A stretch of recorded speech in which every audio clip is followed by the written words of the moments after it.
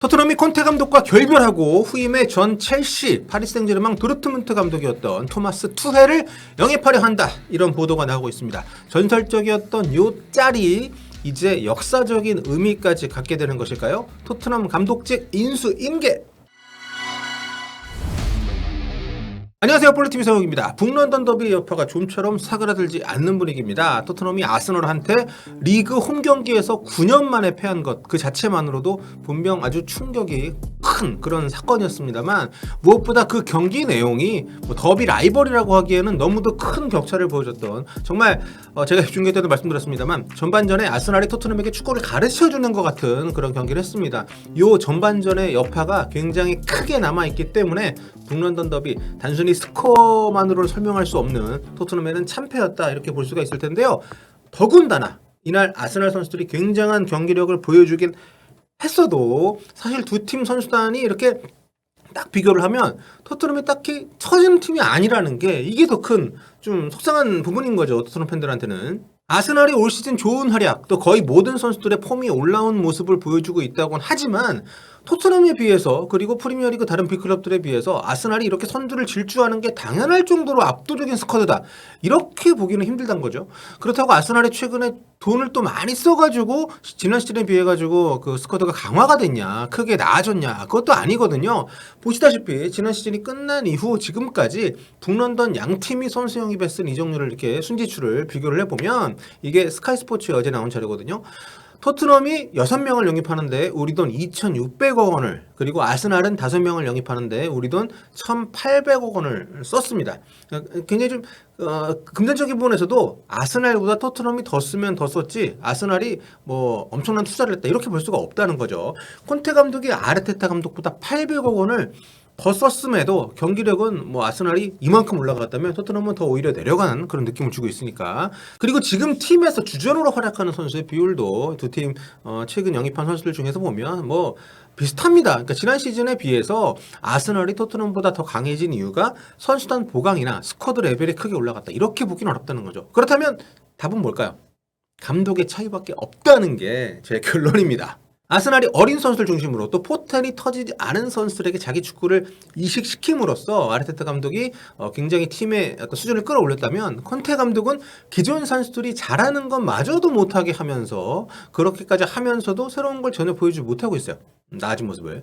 콘테 감독은 말합니다. 지난 시즌 성적이 토트넘에겐 기적이었고 올 시즌이 이게 보통이다, 이런 뉘앙스로 말이죠.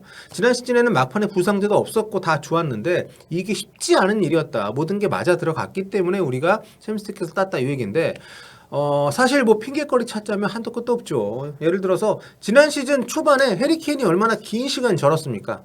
올 시즌은 초반 케인 활약이 어마어마하고요.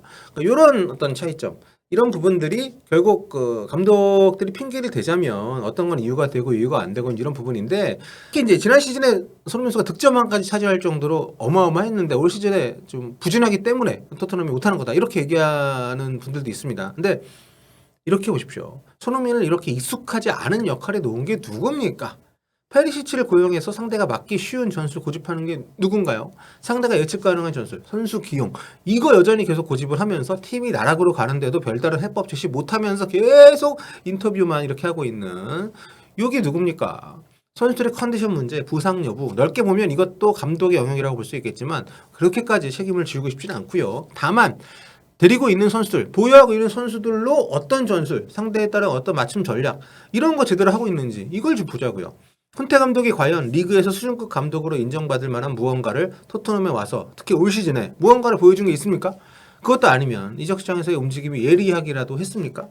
파르티잔전과 협업이 잘 된다고는 하지만 지금까지 영입생 가운데에서는 뭐 호평을 받을 만한 게 부임 후 첫 이적 시장에서 로메로하고 이제 벤탄쿠르 임대를 데려온 거, 요게 전부 아닙니까 사실상. 그런데 매번 경기 결과 안 좋으면 현타온 얼굴 하면서 부정적인 코멘트, 선수들 탓, 나는 떠나면 그만이다, 이런 투로 얘기하는 거, 솔직히 토트넘 팬들 입장에서는 더 이상 참아주기 힘든 지경까지 온 게 아닌가. 특히 북런던 더비를 이렇게 망쳐놓은 지금이라면 말이죠. 알려진 대로 콘테 감독의 계약은 올 시즌까지입니다. 얼마 전까지만 해도 토트넘이 콘테 재계약을 강력히 원했다고 알려져 있습니다만 최근 들어서 기류가 좀 바뀐 게 보입니다. 토트넘은 월드컵이 끝나고 치른 리그 4경기에서 1승 1무 2패로 성적이 좀 저조합니다. 성적도 성적이지만 더 심각한 것은 경기 내용이에요. 하나같이 지지부진하고요. 능동적으로 지배하는 축구보다는 수동적으로 회피하는 축구. 좀 심하게 얘기하면 K 몰빵 축구예요. 이거 말고는 뭐 위력이 전혀 느껴지지 않는 축구를 하고 있습니다. 그리고 이런 축구라면 솔직히 어떤 감독이 와도 할 수 있는 거 아닙니까? 굳이 콘테가 아니더라도 기존의 4백을 3백으로 바꾼 지도 한참인데 토트넘 수비가 여전히 흔들리고 있다는 것 또한 콘테 감독이 과거 그 어떤 팀에서보다 전술적인 영향력을 발휘하지 못하고 있는 그런 증거라고 할 수 있을 것 같습니다. 아무튼 이런 상황이 되고 있다 보니까 현지에서부터 콘테 감독 경질론이 힘을 좀 얻고 있는 상황인데요.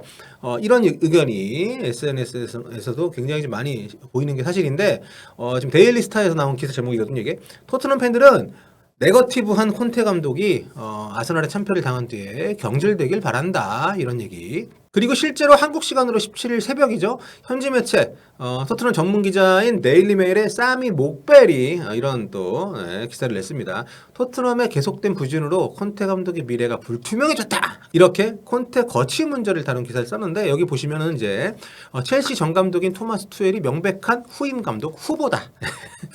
하지만 첼시에서 성공적인 임기를 보낸 투엘이 토트넘 행을 원할지는 불분명하다. 참 토트넘이 어떤 감독이 오든 지금 감독 무덤이 되어가고 있는 분위기여서 이런 얘기를 썼는데 아무튼 이렇게 좀 공신력이 있는 편이라고 할 수 있는 기자 유력 매체에서 후임 얘기를 이렇게 꺼냈다는 거 기사 내용상으로 보면은 아직 콘테 경질이나 뭐 계약 만료 관련해 가지고 구체적인 상황이 나온 것은 아닌 것 같긴 한데 아무튼 유력 매체에서 토트넘의 빠삭한 기자가 이런 정도의 워딩을 썼다는 것은 콘테 입지가 토트넘 내에서 분명히 흔들리고 있다는 증거라고 보면 될 것 같고요.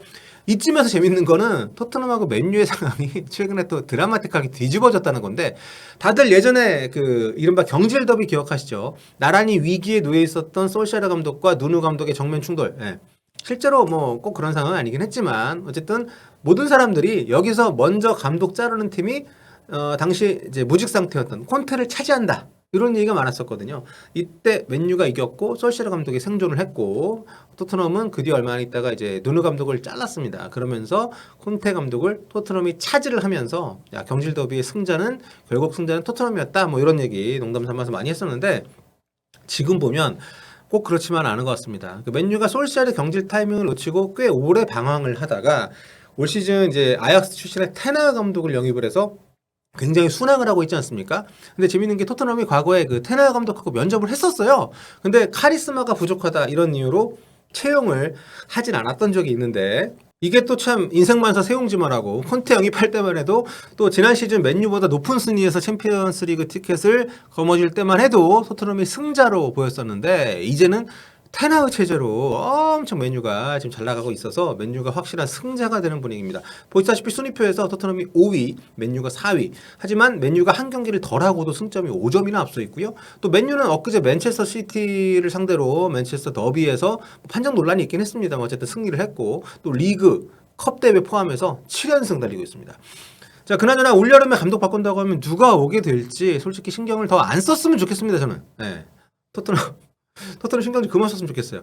손흥민 선수가 새로운 도전을 했으면 좋겠는데 그렇게 되면 토트넘 신경 안 쓸 테니까 우리도 워낙 이 선수가 팀에 대한 애정 또 로얄티가 있는 선수라 참 아무튼 뭐 토트넘 뭐 투엘 감독 같은 경우에는 아직도 런던에 집이 있는 걸로 알고 있습니다. 거주를 또 하고 있는 걸로 알고 있고 월드컵 앞두고 그런 기사도 있었죠. 사우스게이트 감독이 월드컵 끝나고 물러나면 잉글랜드 국대 감독 투엘도 유력한 후보다. 투엘이 원하고 있다. 자, 아무튼 토트넘은 결단을 빨리 내려야 됩니다. 콘테 체제에서 이 팀이 더 나은 경기를 보여줄 거라는 기대 솔직히 저는 없거든요. 그렇다면 팀도 만약 그런 생각을 한다면 1년 지금 계약 자동 연장 조항이 있는 걸로 알고 있는데 이거 포기하고 또 이적 시장에서 포스트 콘테 체제로 가야 되지 않나. 콘테 감독이 경질이든 아니면 이번 시즌까지 하고 나가든 결국 몇 개월 안에 팀을 떠나게 된다면 이번 이적 시장에 콘테 감독의 의견을 반영할 이유가 전혀 없으니까요. 그러니까 빨리 좀 판단할 필요가 있다는 생각이 드는데 어쨌든 시즌이 한창 진행 중이라는 거 참 쉽지 않은 2022-2023 시즌의 토트넘입니다. 자, 오늘 얘기 여기까지 하고요. 다음 시간에 뵙도록 하겠습니다. 여러분, 볼빠.